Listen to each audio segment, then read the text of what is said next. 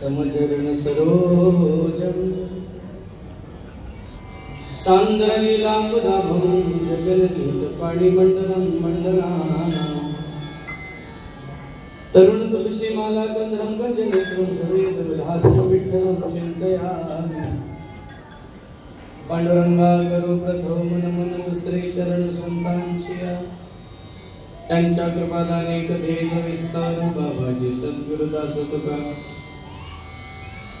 नमो ज्ञानेश्वरा निवृत्ती उदारा सोपान देवा मुक्ताबाई नमो त्रिभुवन पावनी अत्यंत जननी देवांची पतित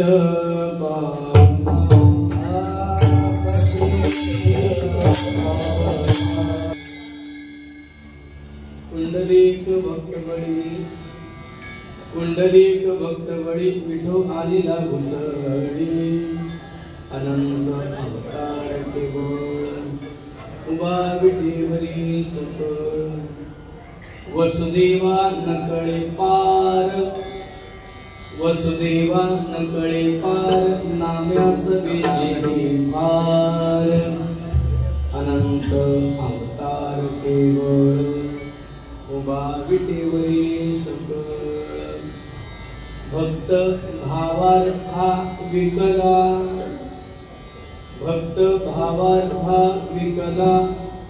दासी जनिस आनंद झाला अनंत अवतार केवळ उभा विठेवरी सकळ विठ्ठल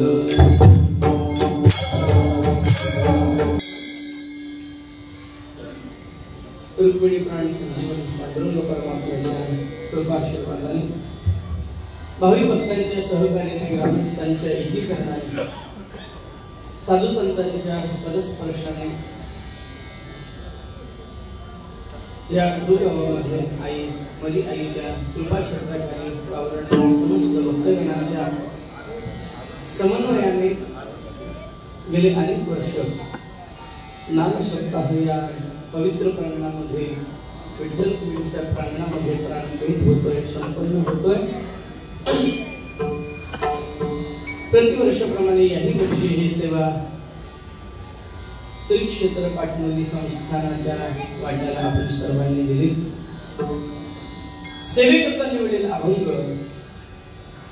पांडुरंगाचे लाडके भक्त नामदेव राया आणि नामदेव रायांची निस्वार्थ भावनेने सेवा करणाऱ्या जनाबाई महाराजांचा अभंग आहे. आणि या अभंगाची विशेष बैठक काय सांगायची आहे का? ज्ञानोबरायांनी ज्ञानेश्वरी सांगितली का ज्ञानोबरायांनी ज्ञानेश्वरी लिहिली? उत्तर इकडून उत्तर द्या. त्याचे कारण मगाशी मी मंडपात आलो तेव्हा एवढा मोठा मांडव आणि 5च पांडव बसले होते सुरुवातीला, पण इकडे संख्या चांगली होती, भरपूर होती. म्हणून मला आज वाटलं जनाबाईचा अभंग घ्यावा आणि माझा नियम आहे रोज वेगळा काहीतरी अभंग समाजापुढे मांडून त्याच्यावर चिंतन मांडण्याचा प्रयास रोज. त्याचं कारण आहे अजून 1-2 वर्षांनी आपल्या पुरुष मंडळींना मंदिराच्या बाहेर बसावं लागणार आहे. तुम्ही म्हणाल महाराज कसं? आता जर त्यांची संख्या 75% आलेली आहे आणि आपली फक्त 20% आहे, तर अजून 4-5 वर्षांनी आपण फक्त याचा अर्थ परमार्थ वाढतोय. त्याचा अर्थ परमार्थाची वृद्धी, परमार्थाची व्याप्ती वाढते.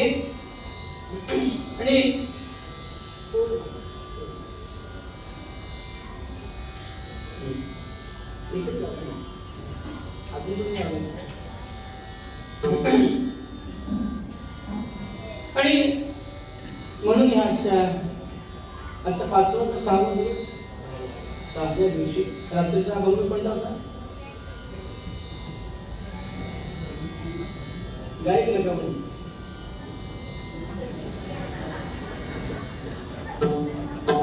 कीर्तन ऐकलं पण अभंग पाठांतर केला. एक तरी प्रमाण, एक तरी शब्द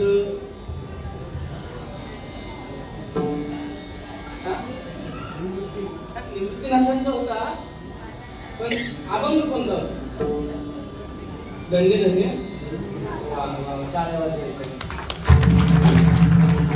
तुझं नाव काय बेटा? अथर्व. अशा ऐकणारे पाहिजे. मी एका बाईला विचारलं, आई रात्री अभंग कोणता होता? ते संतांचा. ते संतांचा अभंग भेटला. अभंगाचं महिमान तुम्ही ऐकलं. आजचा जो अभंग आहे तो समकालीन संत परंपरेत आहे.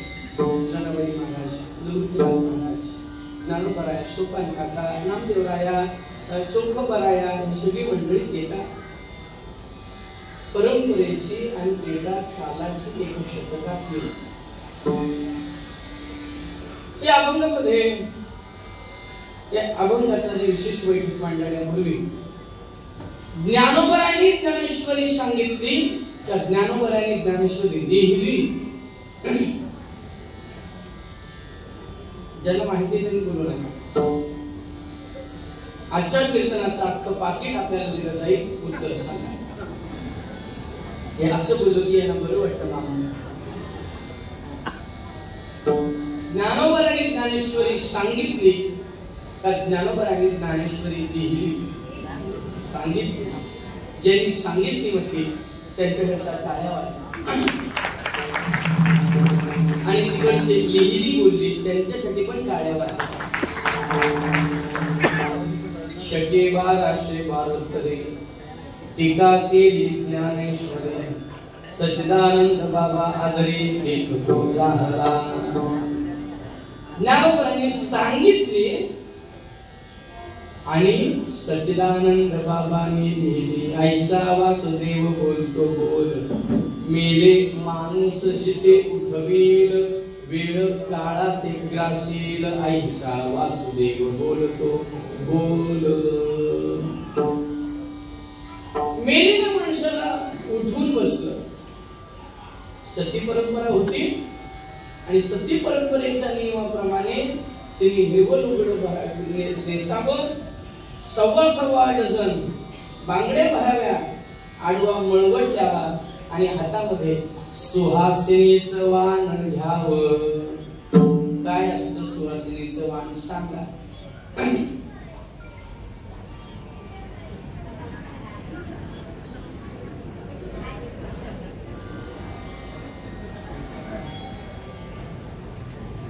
सुवासिन जर गेली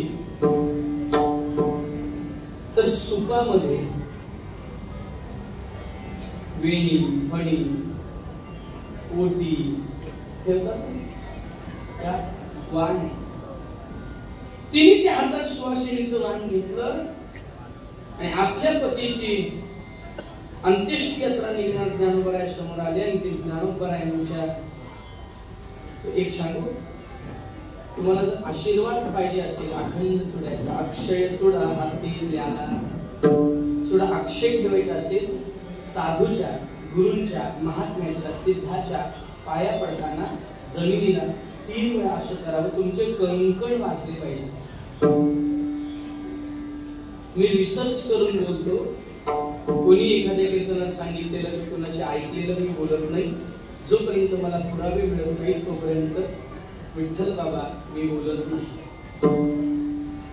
कारण एका कीर्तनकाराचं एक वाक्य जर चुकीचं गेलं तर समाजाच्या मनस्थितीवर परिणाम आघात होऊ शकतो.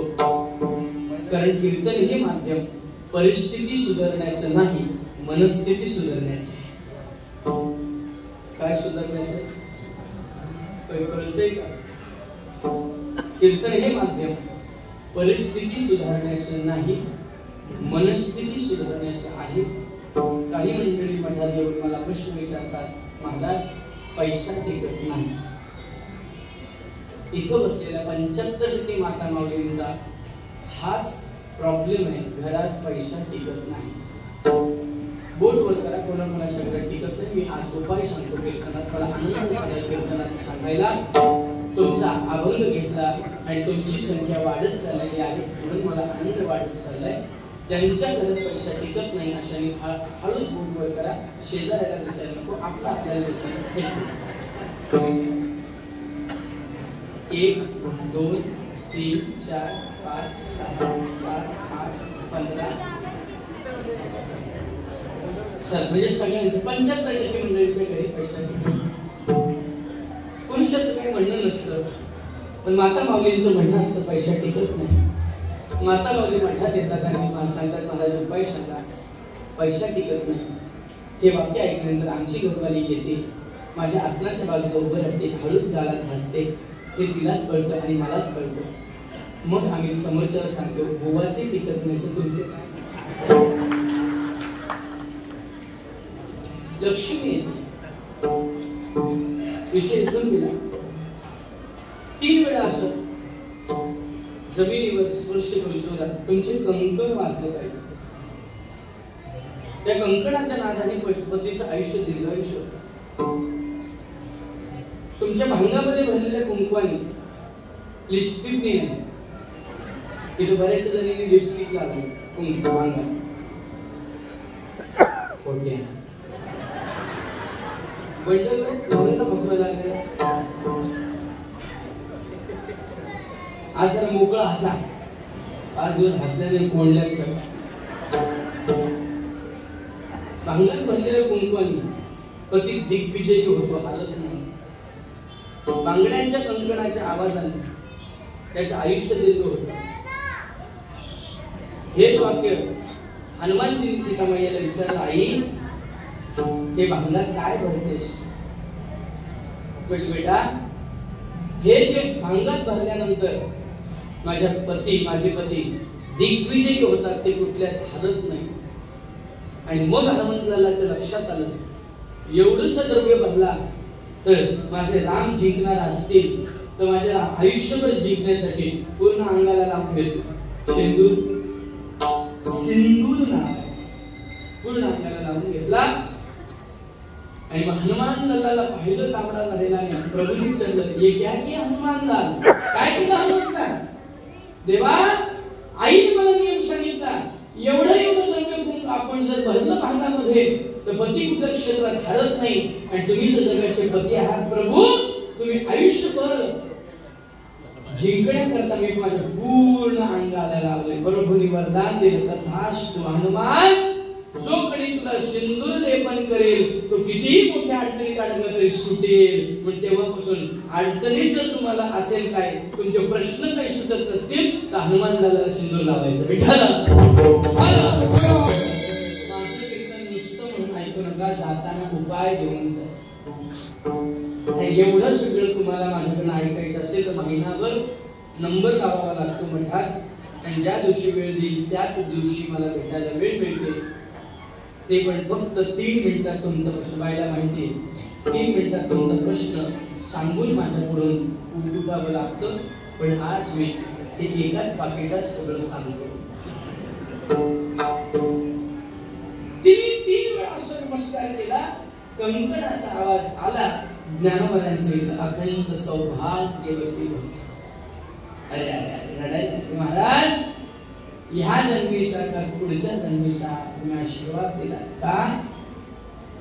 माझ्या हातात जे वाण आहे, मी जी हिरवी साडी घातली, मी जे कंकण घातले, हिरवी चुडा घातला, तो माझं सौभाग्य टिकण्यासाठी नाही, सौभाग्य गेले आणि सती जाण्यासाठी मी सिद्ध झाले. ज्ञानोबाने म्हटले, ईश्वराची जर पांडुरंगाची इच्छा असेल आणि माझ्या मुखातून त्यांनी जर वधवून घेतलं असेल तर हातात पाणी घेतलं, अभिमंत्रित केलं, शिंपडलं आणि उठा म्हटल्यानंतर मेले माणूस जिथे उठवी. काळावर सत्ता, जीवावर सत्ता काळाची आणि काळावर सत्ता संतांची. ऐका.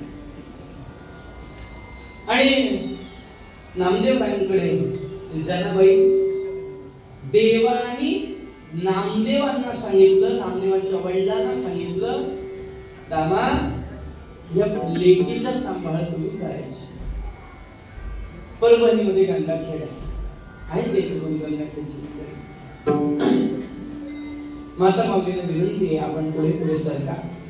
हे आजचं कीर्तन तुमच्यासाठी एका कीर्तन झालीच आहे. दिंडी सोहळ्याबरोबर आपल्या वडिलांच्या बरोबर 7 वर्षाचे असताना जनाबाई मागे झाल्या. आणि पांडुरंगाचं ते तेजपुंज स्वरूप पाहून पांडुरंगाच्या भक्तीत विलीन झाल्या आणि सांगितलं, बाबा तुम्ही एवढे वर्ष मी जेव्हा विचारायचे पंढरपुरात तुम्ही जाताना कोणाला भेटता, काय करता, आणि तुम्ही जे केलेलं वर्णन तो आता मला समोर दिसला. आता मला गावी यायचं नाही. नाही बाळांनो ऐका, समाधान वाटतं तुम्ही यावेळेमध्ये कीर्तनाला येताय, कीर्तनात बसताय आणि टोपी घालताय. लहान वयात म्हणा कळाला टोपी घालायचं, काही काही वय संपायला आलं तरी टोपी लावतात. समजणे बालको इशारा. आणि पांडुरंगाने दृष्टांत देवा जनाबाईची आई वडिलांना असं करा, हिला इथं लावल्या, मी माझी लेक म्हणून सांभाळेन. आणि मग आमाशेटीला सांगितलं, हिला तुझी लेक तू सांभाळ, तिला सेवा करण्याकरता ठेव. आता एक लक्षात घे, अंगठा बहादूर शिकलेलं नाही महाराज, पण भक्तीचं स्मरण अंतःकरणातून उदयाला आलं आणि भक्तीचं स्मरण अंतःकरणातून उदयाला आलं आणि अनेक अशी अभंग त्यांच्या मुखातून निघाली. एवढं सगळं सांगण्याकरता मी तुम्हाला वेळ का घेतोय? मला वेळ निघवायची नाही, वेळ सार्थक तुमची लावायची. ज्ञानोबरांची ज्ञानेश्वरी सच्चिदानंद बाबांनी लिहिण्यास मदत केली. तुकोबरांच्या गाथेतील काही अभंग, तुकोबरांचे परम आदरणीय मित्र संताजी महाराज जगनाडे सुदुंबरे कर. ऐका, त्या सगळ्या संतांचं जर सहकार्य आपण पाहिलं तर कोणीतरी कोणाच्या सहकार्यातून अभंग लिहून घेतले किंवा लिखाण झालेलं आहे. पण जनाबाई महाराजांचे अभंग साक्षात पांडुरंगाने लिहून ठेवले, ही ताकद जनाबाईंची आहे. म्हणून जनाबाईंचा अभंग 16व्या क्रमांकाचा घेतला. 16व्या. त्याचं कारण आहे अंकशास्त्र 1 + 6 संख्या किती झाली? 1 + 6 7 7. आणि देव आपल्याकडे आणायचं आहे तर आपल्याला 7ही पाशातून मुक्त होण्याची अत्यावश्यकता आहे. 7ही पाशातून, सप्त पाशातून जर साधक निवृत्त झाला तर तो स्वतः ब्रह्मस्वरूप होतो, किंवा परमात्मा त्याची संनिग्धता प्राप्त करतो, किंवा देव त्याच्या जवळ येतो, किंवा देव त्याच्या घरात येतो. पण देव आपल्याकडे येण्याकरता किती पाशाची निवृत्ती होणं गरजेचं आहे? 7. त्या 7 पाशातले 2 पाश अतिघातक, स्वजन पाश आणि मोह पाश.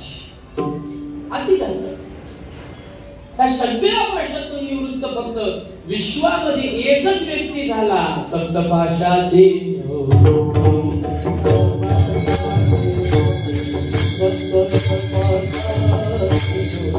सप्तपाशाची निवृत्ती करणारे एकच आहे, ते म्हणजे हनुमंतलाल भगवान हनुमंतराया. बाकी तुम्हाला भगवान श्रीरामाला सुद्धा आप्तपाशामध्ये अडकावं लागलं आणि म्हणून सीता मैयाला ऐन गर्भवती अवस्थेमध्ये पाठवावं लागलं. आप्तपाशामध्ये अडकले. लोक काय म्हणतील आणि लोक काय म्हणताय? परमार्थ करणाऱ्या साधकाला फ्री ऑफ कॉस्ट टिप्स देतो. लोक काय म्हणतील म्हणून आपला परमार्थ नाही, तो काय त्याला काय वाटेल म्हणून आपला परमार्थ आहे.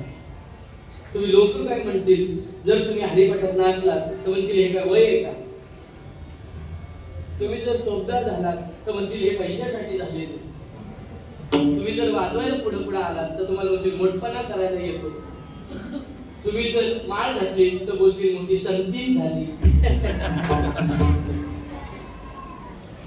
मामी काय बोलतील? मोठी बोला ना, मोठी संती झाली. याचा अर्थ लोकांकडे पाहून परमार्थ करायचे नाही. लोक काहीही बोलतील, ज्ञानोबराने हे माहिती होतं, लोक काहीही बोलतील म्हणून ज्ञानोबराने प्रमाण दिलं. अनंत वाचाळ पडले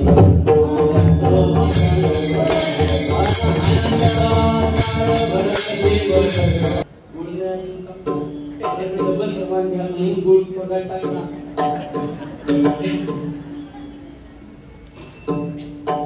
अनंत वाचाळ वरण. लोक काय बोलतील म्हणून आपला परमार्थ आहे. संतांना माहित होतं म्हणून आधीच नमूद करून ठेवलं.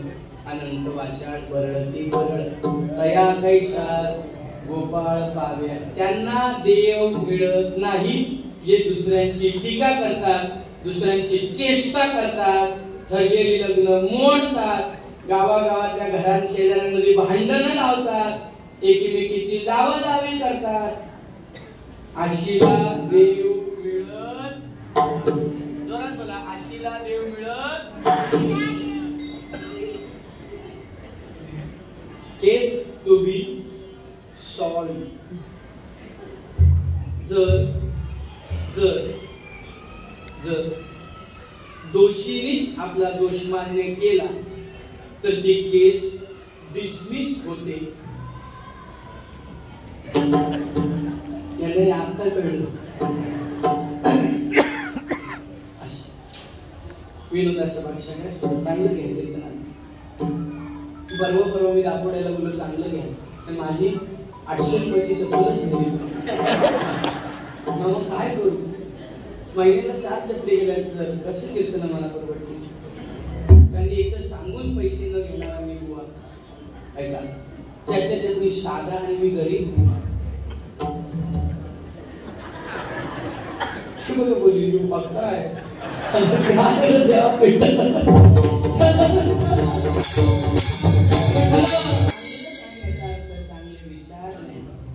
आणि ते आपल्या आचारात उतरवा.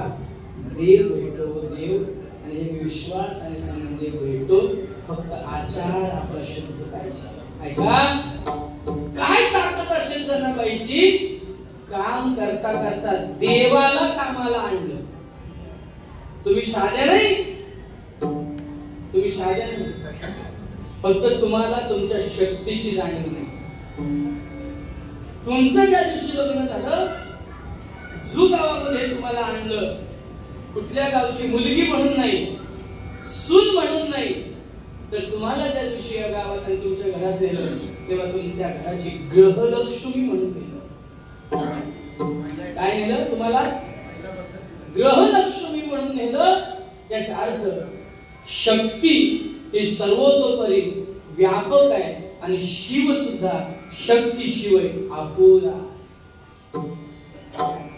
ऐका, शिव सुद्धा शक्तीशिवाय अपुरा आहे. एक माणूस म्हणाला, असं कसं म्हणतात? शक्ती वेगळी, शिव वेगळा. आणि मला लक्षात आलं त्याचं वजन होतं 60 किलो. मी त्याला फक्त म्हटलं 50 किलोचं बाचकं उचल. उचलायला गेला आणि कुठून कुठून हवा निघाली हे कीर्तनात सांगत नाही. मग त्याच्या लक्षात आलं, महाराज 100 किलोचं बाचकं उचलण्याकरता मला काय पाहिजे? शक्ती पाहिजे. व्यवहारामध्ये आपल्याला एखादं कार्य करण्याकरता ऊर्जा नाम, शक्ती नाम ऊर्जा पाहिजे. तसं प्रपंच चालवण्याकरता सुद्धा पुरुषांनी लक्षात घ्या, शक्तीशिवाय किंवा प्रकृतीशिवाय पुरुष परिपूर्ण नाही. म्हणून बायकोला असं म्हणायचं नाही. बरेचसे पुरुषांचं वाक्य आहे, जास्त बोलू नकोस, कंबरड्यात. बघा कसं बोलायचं. यांच्या घरात रोजचं आहे. आता तुम्हाला काही कळलं नाही, हे सगळेच बोलतात नाही, गप्प बसले. ऐका, याचा अर्थ प्रकृतीशिवाय पुरुष सुद्धा परिपूर्ण नाही. पण असा असणारा परमात्मा भक्तांच्या अंकित का होतो? जगत चालवणारा परमात्मा भक्ता करता सगुण होऊन सामान्यातले सामान्य काम का करतो? योगी, ऋषी, मुनी, सिद्ध, साधक अपार. कळला विचार त्यांशी तुझा. ऋषी, मुनी, सिद्ध, साधक आणि अपार अशांना फक्त तुझा विचार कळला, पण सामान्यांना तो न कळणारा, वेदांनाही नाही कळला असा परमात्मा, श्रुती नेती नेती म्हणते असा परमात्मा सामान्यातली सामान्य काम करतो. याचा अर्थ जर एखाद्या विशेष व्यक्ती करता तो सामान्य काम करत असेल तर तो व्यक्ती देवाच्या नजरेत विशेष झालेला असतो. जगाकरता सामान्य असणारा व्यक्ती त्या व्यक्तीकरता देव जर काम करत असेल तर जगताकरता सामान्य असणारा व्यक्ती देवाकरता विशेष असतो. मला सांगा, कामाला ठेवलेली एखादी मोलकरीण कामवाली तिच्याकरता जर जगताचा बाप येऊन जर दळण दळतोय, केर काढतो, त्याच्यानंतर पाणी विश्वनाला देतो, घरातला भरलेला केर बाहेर टाकतो, जर परमात्मा थापणाऱ्या शेणी करता गोळे करून देत असेल तर जगाला काम करणारी वाटणारी माझी जनाबाई ती परमेश्वराच्या नजरेत विशेष आहे. माझं वाक्य इथून संपत नाही. माझं वाक्य इथून चालू होतं. आपण अध्यात्म करत असताना, साधना करत असताना समाजाकरता सामान्य दिसा, पण एवढं सामान्य दिसा की आपली वृत्ती आणि आपला आचार आणि आपली भक्ती देवाकरता विशेष झाली तर आपण जिंकलो, नाही का? तर आपण जिंकलो. कपडे धुणं सामान्य का विशेष? उत्तर द्या. आता जो गावातले धुवत नसतील तर मशीनी आल्या, मशीन मध्ये टाकलं की सुकूनच बाहेर येतात, तेव्हाच यांना सुकून मिळतो. नाही कळलं? कपडे धुणं सामान्य का विशेष? भांडी घासणं, उत्तर द्या, सामान्य. दळण दळणं सामान्य ना, त्याची भाकर, पीठ बनवायचं, भाकर बनवायची, खायची, ही सगळ्या गोष्टी रोजच्या व्यवहारामध्ये स्त्री जातीला सामान्य वाटतात. तुम्हाला शीण होत नाही, त्रास होत नाही, जेवण बनवायचा दुपारपासून नाही तू कामाला लागली. महाराज येणार आहेत, काय बनवून त्यांना सोहळ्यामध्ये स्वयंपाक बनवावा लागतो. स्नान करून स्वयंपाक, कोणाला हात न लावता स्वयंपाक बनवायचा, मग बाकीच्या गोष्टींचा विचार त्याच्यामध्ये करायचा, नामस्मरण करतात. तर महाराज जेवतात नाही तर कोणाच्या घरी जेवण नको. असला बुवा परत बोलवू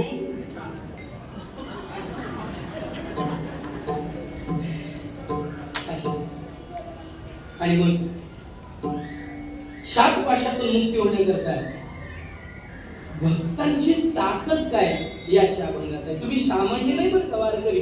वारकऱ्यांनी स्वतःला सामान्य ठरवलं ते वारकऱ्याचं मूर्खपण आहे. तुम्ही सामान्य नाही, तुम्ही विशेष आहे. काही लोक म्हणतात काय, अजिबात नाही. तुमच्या एवढी हिंमत जगात कोणाकडे नाही. साधा आहे का वारकरी? साधा आहे, साधा आहे. ऐका, तीर्थाट क्षेत्राचे वेद अध्ययन करणारे चतुर्वेदी 100 ब्राह्मण जेवायला घातल्यानंतर जे पुण्य लागतं ते एक वारकऱ्याला जेवायला घातल्यानंतर लागतं एवढा तो.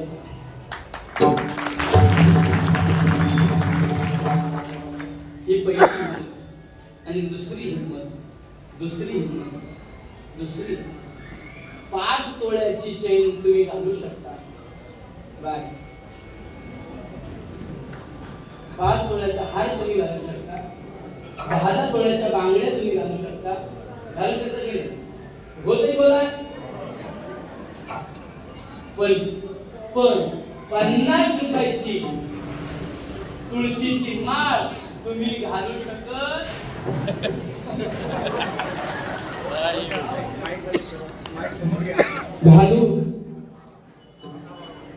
घालू शकत नाही. का हो? त्याच्याकरता बहुत सुकृताचे आणि म्हणून विठ्ठली आवडी. भरपूर पुण्य असावं लागतं, तेव्हाच माळ गळ्यात येते. चैन गळ्यात यायला पुण्य लागत. 20 तोळ्याच्या गंठणी गळ्यात यायला पुण्य लागत. फक्त नवरा मुठीत, फक्त नवरा मुठीत असला की ती म्हणत तेवढी दागिने. म्हणून ऐका, बहुत सुकृताची जोडी. एवढा तरी आता काय भक्ताचं लक्षण आहे ते मी तुम्हाला सांगतो. तुझी सत्ताशी सत्याने वेदाशी बोलणे, सूर्याचे चालणे तुझे वळवणे. ऐसा तो समर्थ ब्रह्मांडाचा धनी, वरून हे जाणणे शरण आलो आलो शरण. म्हणजे सूर्याला चालवणारा तोच, वेदाला बोलवणारा तोच, तुम्हाला प्राण्यांना हलवणारा तोच, असा परमात्मा. एकाने भक्तांनी सांगावं, काय सांगावं, की मी जे कांडण करतोय त्या कांडणाच्या आधीचा जो कचरा आहे उखळीतला तो झाड आणि मग मी धान्य घेऊन येते, हे कोणी सांगावं? जनाबाई. पुढे जाऊन उखळ झाडी, साल काढावयास काढी. पुढे जाऊन उखळ झाडी, पुढे जाऊन उखळ झाडायचा कोण? पांडुरंग. काय ताकद आहे बघा ना. देवाने काम केलं नाही तर म्हणायची काय मेल्यामध्ये काम करतो. कोण? जनावर. विठ्ठलाने खुंट्याला हात लावावा आणि खुंटा निघावा. अरे म्हणजे वेड्या, जगाचा बाप म्हणतोस आणि खुंटा ठोकून आणि बघायचा असतो हे तुला माहिती नाही? दळण करायचं ना प्रपंचाचं, खुंटा ठोकावा लागतो. ठोकल्याशिवाय बळकट होत नाही. पूर्वी तुमच्या वेळेला गुरुजी बोला बाबा वेदम मारायचे की वेदम. पूर्वीची एक कोणते असे वेदम ठोकले म्हणजे संसाराचं चांगलं. आताचे काय, आताचे सगळे ढिले हो. अरे म्हणजे एवढं कळत नाही पांडुरंगा, हा ठोकावा लागतो. मग तो पण झाली अगं कुठं मला माहिती, मी असं नुसतं अरे म्हटले उभं राहून करतोस काय? तो सांगेल काय काय करतो. ही जर हिच्या समोर जर जास्त बोलायला लागलो ते म्हणून जास्त बोलू नको, काम कर. हिच्या एका शब्दात जर आलो नाही इथपर्यंत पहिल्याच वेळेत तर ती माझं पान उतारा करते. जनाबाई एवढंच म्हणायची, ये बा विठ्ठला ये बाई बोल्या अनुभव्या गाऊ कौतुके तू ये बा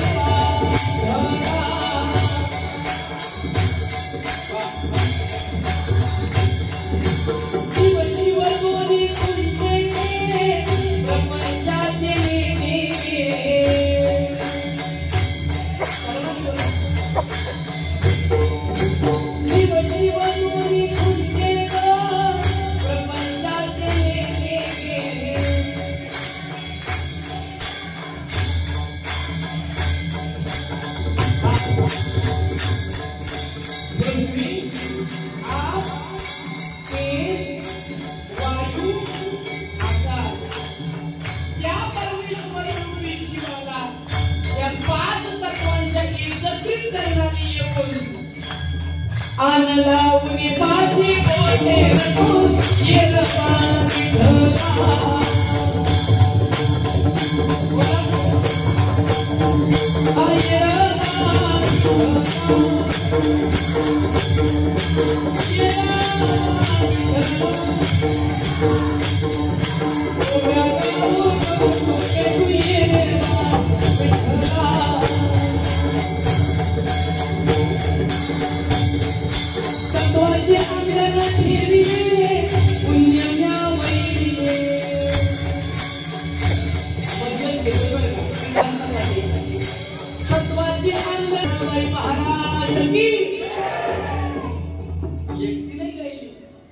त्याला सांगितलं आपण दोघं ओव्या गाऊ कौतुके तू ये रे बा विठ्ठला. दोघं आपण गाऊये.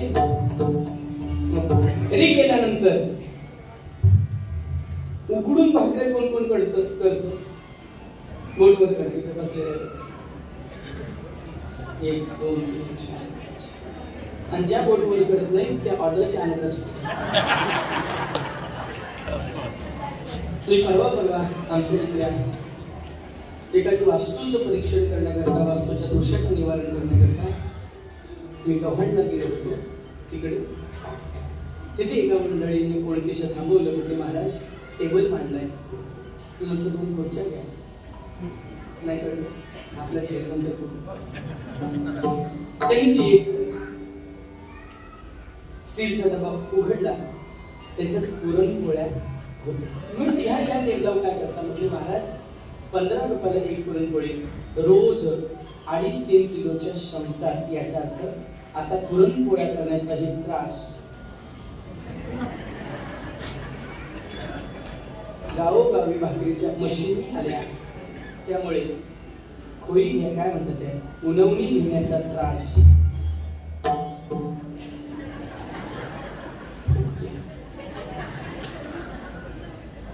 ऐका, अंगण ठेवायचं, डायरेक्ट पीठ टाकलं तर तुझड्या होतात. म्हणजे हळूहळू टाकावं लागतं आणि नुसतं टाकून जमत नाही. काय करायचं? घातलायचं. अजून काय शब्द? अंगण ठेवल्यानंतर सत्वाचं अंगण ठेवल्यानंतर पुण्य वैरायचं. वैरण म्हणजे टाकणं. पुण्य वैरल्यानंतर उखळ येतो आणि उखळ आल्यानंतर जो फेस निघून जातो ना, तीच क्रिया. सत्वाचं अंगण ठेवायचं, पुण्य त्याच्यात टाकायचं आणि मग पाप ओतू गेलं की तुम्ही आम्ही निष्काम होतो आणि मग परब्रह्म येऊन आपल्या जवळ राहतो. ही क्रिया सामान्यातली सामान्य क्रिया आपल्या ओवे बुद्धजींनी केली, ती जनाबाई महाराज. आणि त्या जनाबाई महाराज आजच्या अभंगामध्ये भक्तांची लक्षणं सांगतात. एक लक्षात घ्या, जनाबाईच्या हाकेला एका शब्दाचा एक शब्द कानावर गेला की विटेवरून उडी मारून खाली यायचा, एवढा मोठा परमात्मा. पण जनाबाईच्या एका शब्दाकरता येऊन बसायचा आणि बसायचा नाही तर काम करायचा. याचा अर्थ जनाबाई कोण आहे? भक्त आहे. जनाबाई कोण आहे? भक्त आहे. पण जनाबाई मी भक्त आहे असं म्हणत नाही. भक्ताचं पहिलं लक्षण, तो भक्त स्वतःला मी म्हणून घेत नाही, तो दुसऱ्या भक्ताचं वर्णन करतो. त्याचं कारण आहे त्याला त्याचा महिमा माहिती आहे, म्हणून भक्ताचा महिमा भक्तची जाणते. मग जनाबाई भक्त आहे कोणाच्या? साक्षात पंढरीनाथाच्या. ऐका, हा आला कुठून? द्वारकेहून. कुठून आला? पांडुरंगाची आरती शुद्ध कोणाला पाठ आहे? शुद्ध म्हणतो. नाही तर बरीच लोक म्हणतात युके 28 विटवारी उभा, पामांगी रमाई दिव्य शोभा, कुंडली का बेटी उन्न आणा, कुंडली जगा तुळशी माळा गळा कंठीवर कंठी. बोलायचं? बोला. तुळशी माळा गळा कंठी, तुळशी माळा गळा करठी उली कठी, कासे पीतांबर कस्तुरी ललाटी, देव सुलवर नित्य येती भेटी, गरुड हनुमंत पुढे उभे राहती, जय देव जय पांडुरंगा, रखुमाई वल्लभा राईच्या वल्लभा, पामे शिवलगा. अशी निवांत आरती म्हणायची. तुझी मला गेला आरतीची किंमत काय कळतच नाही कोणाला. भाऊ ते घाली लोटांना वाटच लागली लोकांना. ते रामदेवरायांनी लिहायलाच नव्हतं पाहिजे होतं. बघा ना, बोला. घाली लोटांगण मध्ये नजरण प्रेमी आली केलं.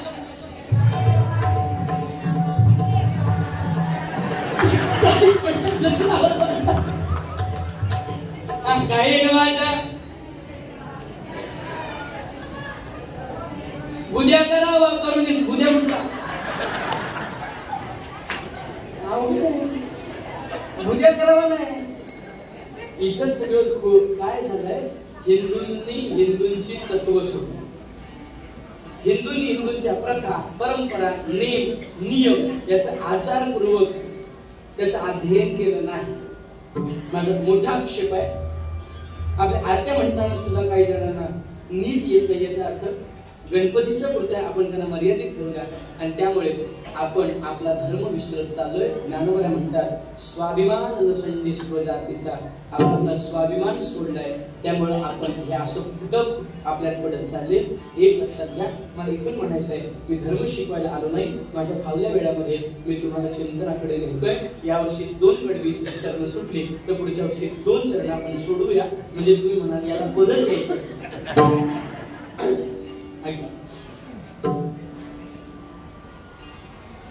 भक्तांचं विशेष लक्षण भक्तच सांगतात. जनाबाई साक्षात पांडुरंगाची लेक आहे. मला एवढं म्हणणं वाटतं, मी 24 वर्ष झाली मी कीर्तन करतोय, महाराष्ट्रातून फिरतोय, पण माझी हिंमत होणार नाही देवाला शिवी द्यायची नाही. पण देवाला तुझं मड गेलं अशी म्हणणारी फक्त जनाबाई म्हणतात. तुझं गेलं मड तुला पाहुणी काळ रड, अरे अरे विट्या मूळ मायेच्या कारट्या. कोणाला शिवी दिली? कोणी? कोणी जनाबाई, तुम्ही शिव्या घरात जाऊन देता एखाद्याच्या दारात उभं राहून? बरोबर.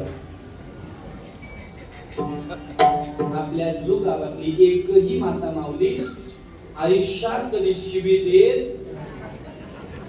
आणि मंदिरात खोटं बोलताय?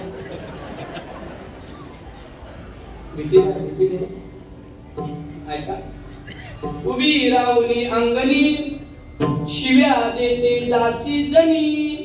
स्वतः सांगितलं, अभंग देवाला लिहून ठेवलं तो पण. देवाला आवडला. तुझं गेलं रे मड, तुला पाहुणी काळ रड, विट्या ते मूळ मायेच्या कारट्या खोटं बोलतोस काय? स्वतः येऊन दागिने ठेवून गेलास आणि गावातल्या लोकांना सांगत नाहीस, मीच विसरलो, खरं सांग काय ते. देव म्हणाला, आता 5-10 लोक आहेत, लोक आता अशी जमणार नाही जरी मजा बघायला जमती, आणि पडल्यावर माणसं उचलायला नसतात, तर मजा बघायला जास्त जमतात. भगवंताला दाखवायचं होतं जनाबाईचा अधिकार, आणि म्हणून देवाने दारात जरी महाद्वारात उभी राहून शिव्या दिल्या तरी तिथं देव प्रगटला नाही. सुळावर जेव्हा चढवायला नेलं तेव्हा गावातली मंडळी सगळी आली, तेव्हा सुळाचं पाणी झालं आणि देवाने सांगितलं, मी स्वतः जाऊन तिथे घरी काम करत होतो आणि माझं सगळं पितांबर आणि माझे नवरत्नांचा हार मी विसरून आलो होतो. काय ताकद आहे भक्तीची. सांगू, तुम्ही सामान्य राहा, गंध तिलक करा, भांडी घासा, कपडे धुवा, स्वयंपाक करा, भाकरी थापा, या सगळ्या क्रियेत जर पांडुरंगाचं नाव घेतलं ना, एक अधिकाराने आणि एक माझ्या विश्वासाने सांगतो, तुम्हाला वेगळा परमार्थ करायची गरज नाही, तिथंच परमार्थ तुमचा होईल. एवढी ताकद नाम साधनेत आहे आणि एवढी ताकद परमार्थात आहे. देव तिथे काय विशेष केलं? धान्य चढलं की काय विशेष केलं? भाकऱ्या टाकल्या काय विशेष केलं? गोवऱ्या थापल्या. गोवरी विठ्ठल बोलायला लागली. कोणाची? कोणाची? शेजारणीच्या गोवऱ्या विठ्ठल बोलले का जनाबाईच्या विठ्ठल बोलल्या? जनाबाईच्या. आपल्या गोवऱ्या पोचल्या तरी आपल्या मुखातून विठ्ठलाचं नाव नाही. एवढं मोठं जर शल्य आपल्या जीवनात असेल तर आपण परमार्थ केला की नाही हा प्रश्न मला उद्भवतो. जर निर्जीव असणारी गोवरी विठ्ठल म्हणत असेल, पांडुरंग जगाचा बाप जर काम करण्याकरता येत असेल, आणि जर दारात उभं राहून शिव्या देण्यापर्यंत एवढी ताकद आणि एवढी शक्ती जर ऊर्जा निर्माण होत असेल, आणि त्या पांडुरंगाने समस्त लोकांच्या पुढे येऊन सुळाचं पाणी करून स्वतः सांगण्याकरता येत असेल, तर भक्ती किती व्यापक आहे हा विचार तुमच्या पुढे मांडायचा आहे. मग जनाबाई महाराजांच्या लक्षात आले, मी ज्या पांडुरंगाची उपासना करते, मी ज्या पांडुरंगाची साधना करते, त्या पांडुरंगाला पंढरपुरात येण्याकरता 2 कारणं कारणीभूत झाली. किती कारण? त्याच्यातलं एक सामान्य कारण आणि एक विशेष कारण. ऐका, आपल्या घरात आपल्या पत्नी बरोबर आपले वैचारिक मतभेद होतातच. मी बुवा असलो तरी सुद्धा आमची भांडण कशावर होतात की तुम्ही वेळेवर खात नाही आणि त्यामुळे तुमची तब्येत बिघडते. सगळे नियम बाजूला ठेवा, एकाच वेळेला घेऊ नका, जरा 2 वेळेला घ्या, खा, कारण नियम थोडेसे कमी करा. तुमची प्रकृती ढासळली तर तुमच्या मागची सगळी मंडळी काय होईल, म्हणून तिची आणि माझी भांडणं होतात. जसं प्रत्येकाच्या घरात लक्ष्मीची आणि नारायणाची भांडणं होतात. तुम्हा दोघांना कळणार नाही, तुला तुमच्या विषयी कळेल. याचा अर्थ निखिल न जाणतेपणाने तुला आशीर्वाद दिला की यावर्षी तुझं जमीन बघायला सुरुवात केली.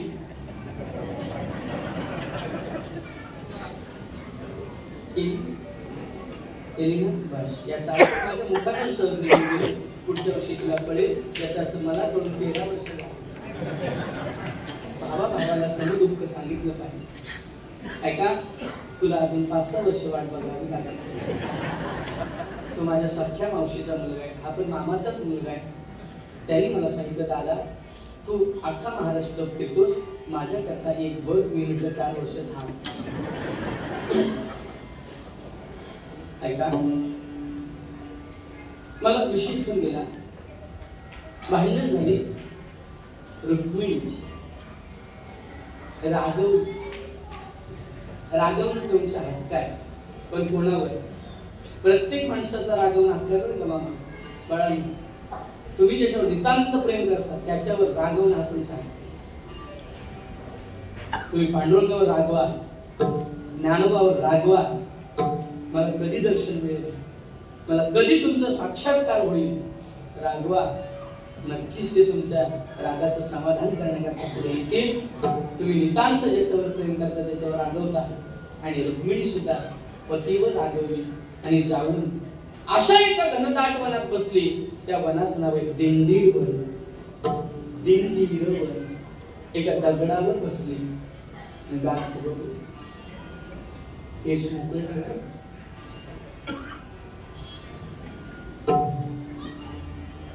आता देवाने लोकांना हात लावला. आता काय पंचायत मी जग चालवतो. लोक म्हणतील पत्नीचा राग जर रुसवा काढला नाही तर संसार काय चालवत असेल.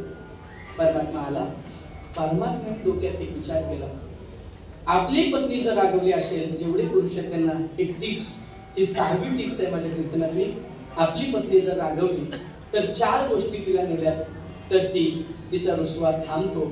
पहिलं, तिला बांगड्या, गजरा, साडी आणि दागिना. त्या 4 गोष्टीमधले एक जरी गोष्ट आपण जर नेली तर तिचा रुसवा निघून जातो. आणि परमात्मा चतुरातो शिरोमणी, चतुर असणाऱ्या त्या श्रीकृष्णाने, त्या श्रीहरीने, त्या नारायणाने लाखेचे कंगण, लाखेच्या बांगड्या नेल्या आणि रुक्मिणीच्या हातात भरल्या. आणि रुक्मिणी हसल्याबरोबर त्या चुड्याला आशीर्वाद दिला. इथे येऊन जो कोणी पत्नी समवेत, जो कोणी आपल्या पत्नीला कंकण हा हिरवा लाखेचा चुडा भरेल त्याचा चुडा अक्षय राहील तिचा. म्हणून पंढरपुरात गेल्यात कुठल्या गल्ली गोळात चुडा भरायचा नाही तर दिंडीर वनात जाऊन चुडा भरायचा. तिथे चुड्याचाच बाजार आहे, बाकी खेळण्या पाण्याचा बाजार नाही. हा नियम मी बनवला नाही, तुम्ही बनवला नाही. जगाचा सत्ताधीश परमात्मा. रुक्मिणी रागवली म्हणून तिला चुडा त्यांनी भरला. म्हणून तुम्ही गेल्या चुडा भरताना नाही. काही जणीला कारण पण माहित नसेल. बर बर बर विचारलं का चांगल्या दिसतात मग चांगल्या दिसायचं का नाही. पांडुरंगाने सांगितलं रागवलेल्या रुक्मिणीला आणि ते फक्त सामान्य कारण होतं. तेवढ्यामध्ये पांडुरंगाची किंवा त्या कृष्णाची, त्या कन्हैयाची, त्या श्रीहरीची पावलं एका विशेष दिशेकडे गेली.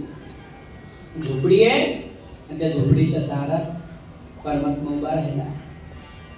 एकेकाळी आई वडिलांचा तिरस्कार करणारा पत्नीचा ऐकून पुंडरी जेव्हा त्यांना कुकुट मुनींच्या आश्रमामध्ये त्याने दिव्य एक दर्शन घेतलं. गंगा यमुना सरस्वती कुकुट मुनींच्या दर्शनाने पवित्र झाल्या आणि त्याचे डोळे उघडले आणि त्याने विचारलं का हो तुम्ही कशा काही इथे पवित्र, अशा का स्वच्छ सुंदर का झाल्या, तुमच्यातली मलिनता कशी निघून गेली. त्यावेळेला गंगेने यमुनेने सांगितलं आतमध्ये जो साधू आहे त्या साधूचं दर्शन घेतलं की आम्ही 3 नद्या आहेत, लोक आमच्यात स्नान करतात आणि पातक त्यांची आमच्यात सोडून जातात आणि ती पातक आमच्यातच राहतात. आणि साधूचं दर्शन घेतलं की आमच्यातली पाप निवृत्त, आम्ही स्वच्छ होतो. म्हणून आतमध्ये असणाऱ्या कुकुट ऋषींचं दर्शन घेतलं. कुकुट ऋषींना विचारलं महाराज आपण काय साधना केली एवढं पुण्य तुम्हाला मिळालं की नद्या पवित्र, नद्या तुमच्या दर्शनाने पवित्र होतात. कुकुट मुनींनी सांगितलं आयुष्यभर फक्त माझ्या आई वडिलांची सेवा केली आणि म्हणून नद्या माझ्या दर्शनाने पवित्र होतात.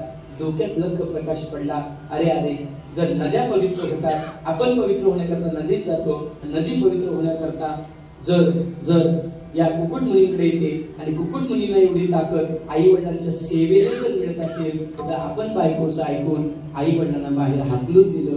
पश्चाताप झाला, बायकोला झाडाखालीच टाकली आणि जावं आणि गेला, धाब ठोकली.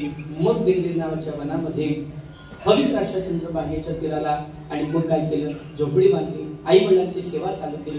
गावातून पोरांना शिद्धा मागून आणावा, तो शिजवावा, आई वडिलांना द्यावा, आई वडिलांचे चरणाची सेवा करावी.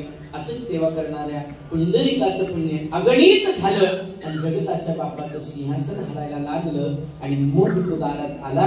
दारात आला सांगितलं पुंडलिका एक मी आलोय. पुंडलिकाने विचारलं, कोण तुम्ही? जगाचा बाप मी, साक्षात महाविष्णू नारायण श्री हरी श्रीकृष्ण तुझ्या दारात तुला भेटण्याकरता आलोय. आई वडिलांच्या सेवेचं पुण्य तुझं अगणित वाढलं म्हणून मी इथे आलो.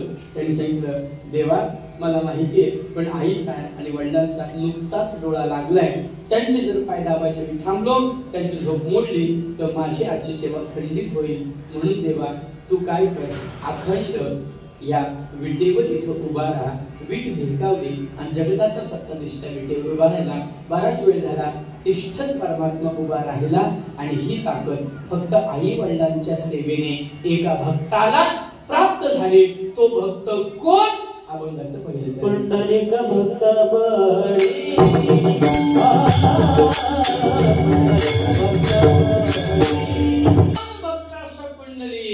काय म्हणायचं जनाबाईला? बलवान भक्त पुंडलिक भक्त बळी.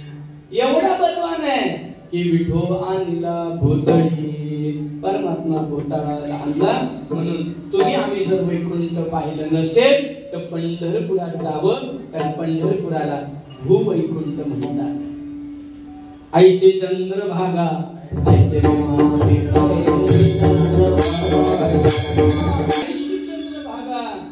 ऐसे भीमातीर ऐसा विटेवर देव कोठे.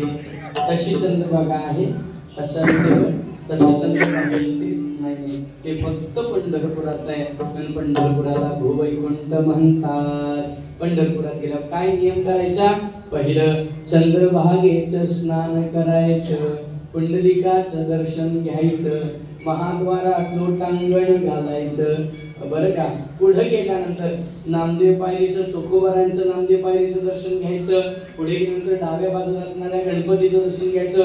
परत पुढे गेल्यानंतर मग तिकडून गेल्यानंतर कान्होपात्रेचं दर्शन घ्यायचं. तिथं गेल्यानंतर गारेच्या गणपतीचं दर्शन घ्यायचं. गारेच्या गणपतीच्या नंतर भगवती भवानीचं दर्शन घ्यायचं. भगवती भवानीचं दर्शन घेतल्यानंतर गरुडखामाला आलिंगन द्यायचं. पुढे गेल्यानंतर वेदांचं दर्शन घ्यायचं. तुकोबारांच्या चरणपादुकांचं दर्शन घ्यायचं आणि मग पांडुरंगाचं दर्शन घ्यायचं. आणि ते घेतल्यानंतर पुन्हा मग रुक्मिणी, सत्यभामा आणि मग राई. राई म्हणजे राधिका. 3 पट्ट्यारांना घेऊन पंढरपुरात आला. रुक्मिणी, सत्यभामा आणि राई म्हणजेच राधिका. आरतीत आपण बोलतो ना, रखुमाई वल्लभा, राईच्या वल्लभा, तीच राई म्हणजे राधिका. अशा 3 पट्ट्यारांचं दर्शन घ्यायचं. नवग्रहांचं दर्शन घ्यायचं. पुढे आल्यानंतर व्यंकटेशाचं दर्शन घ्यायचं. लक्ष्मीच्या मंदिराला प्रदक्षिणा करायची. आणि मग तुका म्हणे मोक्ष देखिल्या,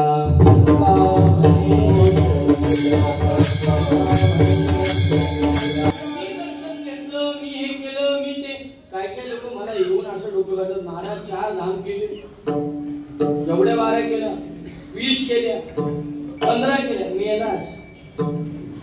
जो व्यक्ती आपण केलेली साधना सांगतो, ती साधना त्याच दिवशी संपते. तिचं पुण्य 36 वर्ष ज्या वेळेला विदुर काकांनी साधना केली आणि ती 36 शब्दात देवाला कृष्णाला सांगितली.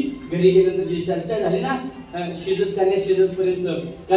पर्यंत मी 36 वर्ष ही साधना केली एवढं सांगताना देव म्हणाला, अरे अरे अरे फसलास रे फसलास.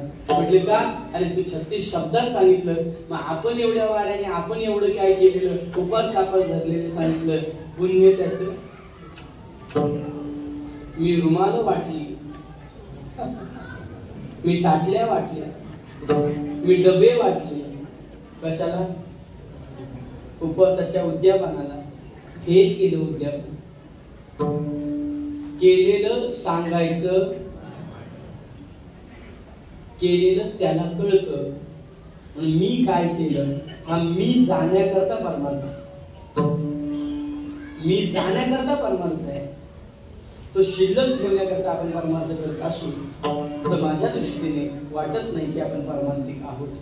त्याचं कारण आहे, ज्ञानोबराने कधी सांगितलं नाही मला माऊली म्हणा, तुकोबराने कधी सांगितलं मला जगद्गुरु म्हणा, पण आपणच आपल्या उपाध्या लावून घेत असतो. याचा अर्थ ज्या वैष्णवाला उपाधीच्या वेगळं राहायला सांगितलं, तो वैष्णव उपाधीत जर यायला लागला तर समजायचं त्याची साधना फलद्रूप झालेली नाही. ऐका, ऐक मग परमात्मा तिथं विटेवर उभा राहिला. मग पुंडलिक राया आले, देवाचं दर्शन घेतलं. वरमरोही काय पाहिजे तुला सांग. म्हटली देवा 1 2 नाही, मला 3 वरदानं पाहिजे. पुंडलिकाने किती वरदानं मागितली? 3. पहिलं वरदान, देवा चांगलं काम जग विसरत. चांगलं काम जग विसरत. एक पिढी लक्षात ठेवेल तू माझ्याकडे इथे आलास आणि मला वरदान दिलंय, पण हे युगानुयुग लोकांना कळायला पाहिजे असं काहीतरी कर. त्यावेळेला पांडुरंगाने सांगितलं, मी तुझ्याकरता आलो, हे युगानुयुग लोकांना कळण्याकरता एक जयघोष केला जाईल. कोणता? पुंडलिक वरदा हरी विठ्ठल. कोणता जयघोष केला जाईल? पुंडलिक वरदा हरी विठ्ठल. काही म्हणतात पुंडलिक कवरदा. पुंडलिक वरदा, पुंडलिकाला वरदान देणारा तो हा हरी विठ्ठल रूपात पंढरीत थांबला म्हणून पुंडलिक वरदा हरी विठ्ठल. तो हा हरी विठ्ठल कुठे? पंढरपुरात आहे. पहिला वर सफल केला. दुसरा वर कोणता? देवा युगानुयुग तू इथेच थांबायचं आणि भवसागर तार करण्याकरता साधकाला काय करायचं? सहकार्य करायचं. कारण भवसिंधू तार, पण इथं कोण जवळचा कोण परका हा मतभेद न ठेवता तू इथंच उभं राहायचं. म्हणून होका दुराचार कोणीही खटनट यावे, शुद्ध होऊन या जावे. पांडुरंगाच्या चरणाला आलिंगन देण्याची प्रक्रिया किंवा एक पद्धत वारकरी संप्रदायाच्या नियमामध्ये. का नियमामध्ये? क्षेमविधीन क्षेम नाम आलिंगन. पांडुरंगाच्या चरणाला क्षेम द्यायचं, आलिंगन द्यायचं. त्याची 2 कारण आहेत. पहिलं कारण, आलिंगन देताना आपलं हृदय देवाच्या चरणाच्या जवळ जातं. याचा अर्थ देवाचे चरण सम आहेत आणि विषम विचार करणारा प्रापंचिक असतो आणि सम विचार करणारा पारमार्थिक असतो. म्हणून तो पारमार्थिक म्हणून जर माझ्याकडे आलायस तर माझ्या समचरणाची वृत्ती तुझ्या अंतःकरणात येण्याकरता क्षेममय दिलं पाहिजे. म्हणून वारकऱ्यांनी पांडुरंगाच्या चरणाला आलिंगन द्यावं. पंढरपुराच्या नाही देता येत एवढी गर्दी असते, पण आपापल्या गावात जे आहेत तिथं आपण दिलंच पाहिजे. तर आपली वृत्ती सम होते, कारण त्याची दृष्टी सम आहे आणि त्याचे चरण सम आहेत. मग कोणालाही तथास्तु. म्हणून आजही आपण 38-36 तास लाईनीला उभं राहिलो, स्नान जरी केलेलं नसलं तरी तो सोवळ्या ओवळ्याचा आहे का? नाही, तो बघत नाही. त्याला माहितीये भक्त म्हणून आला, मला आलिंगन दिलं, बस उभा राहिला. त्याला त्या भक्ताला जन्म मरणातून पार केलं आणि 3रं वरदान मागितलं, प्रभू तुम्ही मला काय करा, मला आहे ना वृंदावनामध्ये गोपाळांना घेऊन ज्या लीला केल्या त्या लीला दाखवा. भगवंतांनी सांगितलं त्या पंढरपुरात दाखवणार नाही. जिथं विष्णुपद आहे, एक विष्णुपद गयेला आणि दुसरं विष्णुपद पंढरपुरात, बाकी 3रं विष्णुपद विश्वाच्या पाठीवर कुठेच नाहीये. मग परमात्म्याने लहान लहान गायी, लहान लहान गोपाळ आणि 8 वर्षाचं स्वरूप धारण करून मग गोपाळपुरी विष्णुपदाला गाला करून दाखवला. असे 3 वरदान पुंडलिकाचे परिपूर्ण केले. मग तो एकच अवतार का पांडुरंगाचा? नाही नाही नाही, अनंत अवतार केवळ अनंत अवतार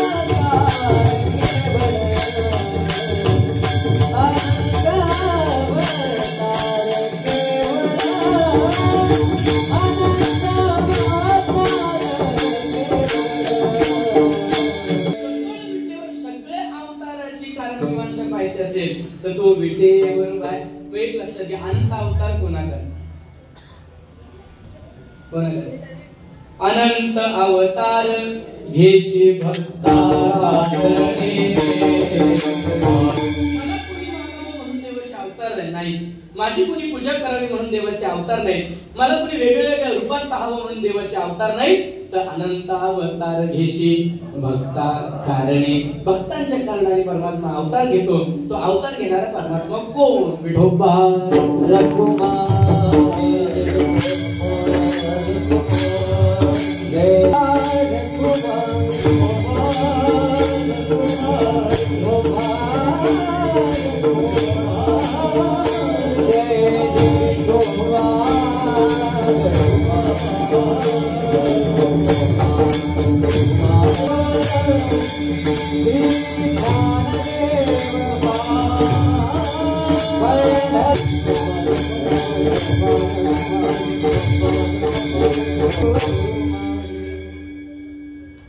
अनंत अवतार केवळ उभा विटेवरी सकळ किंवा विटेवरी उभा सकळ परमात्मा विटेवर उभा अनंत अवताराच्या राशी अवताराच्या राशी तो हा उभा विटेवरी शंख चक्र गदा पद्म सहित करी.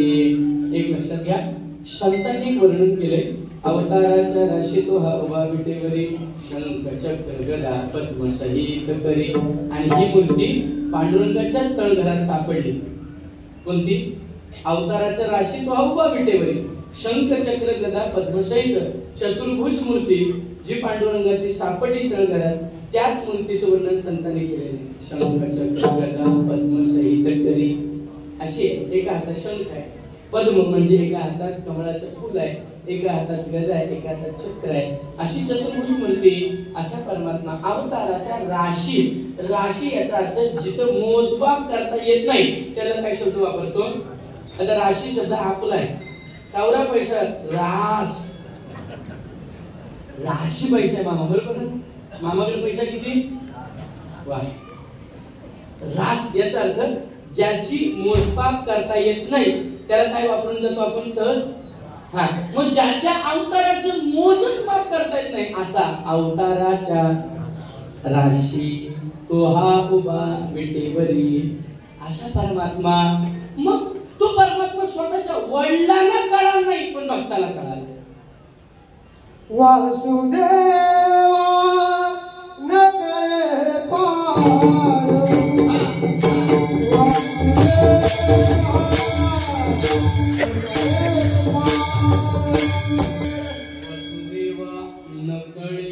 पार वसुदेव आणि वासुदेव याच्यात फरक.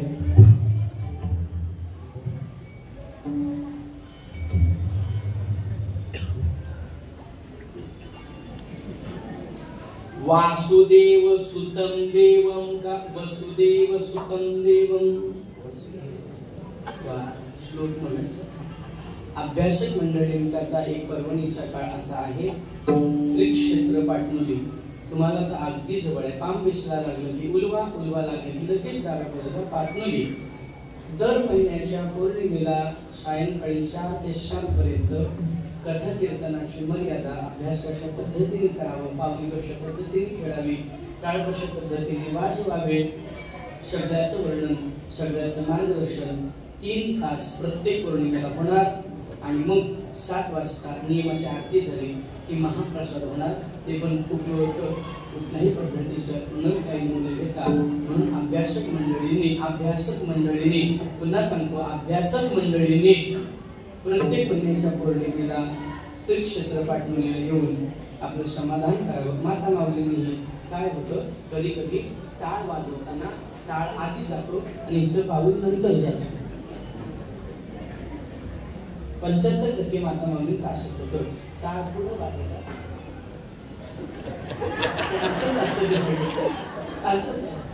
त्यामुळे टाळाचा ठिकाण त्या पद्धती सगळ्या अगदी छानपैकी सगळं शांत चित्ताने हरिपाठाच्या वेगवेगळ्या चाली आमचे भाचे हरिभक्तकारण आदित्य महाराज पाटील तुझे शांत हरिपाठ कसा करावा, त्याच्यात आनंद कसा लुटावा, सगळ्या पद्धतीच्या नियमाने शिकवलं. थोड्याच्या नियमाप्रमाणे जाणार आहे आपण. या हे फार छान वाटले मला. मी अभंगाच्या विस्ताराची भूमिका मांडत नाही.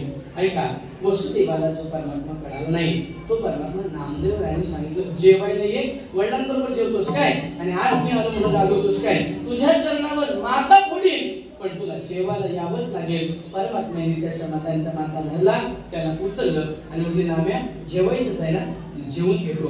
नुसतं जेवलं नाही, ताट संपत्पर्यंत जेवला. म्हणून जनाबाई शब्द वापरतात, नाम्यासवे जेवी फार. ताट संपवलं की आपण उदरावरून हात फिरवताना सांगतो फार जेवलो बरं का तुमच्या घरी, छान वाटलं. याचा अर्थ नाम्यासवे जेवी फार. आता ऐका, आपण देव स्वतःला विकून घेतो, आपण स्वतःला विकत नाही. पण देव स्वतःला विकतो कोणाच्या घरी? भक्ताच्या घरी. कारण भक्ताचा जो भावार्थ आहे, भक्ताचा जो भाव आहे आणि भक्ताचे जे प्रेम आहे, ते प्रेमाकरता परमात्मा स्वतःला विकतो. हेच सांगण्याचं अभंगाचं चौथं चरण. भक्त भावात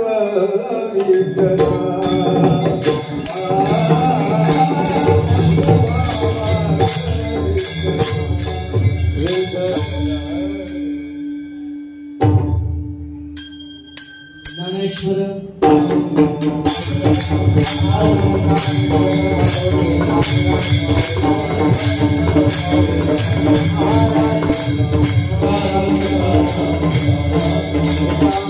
पंढरी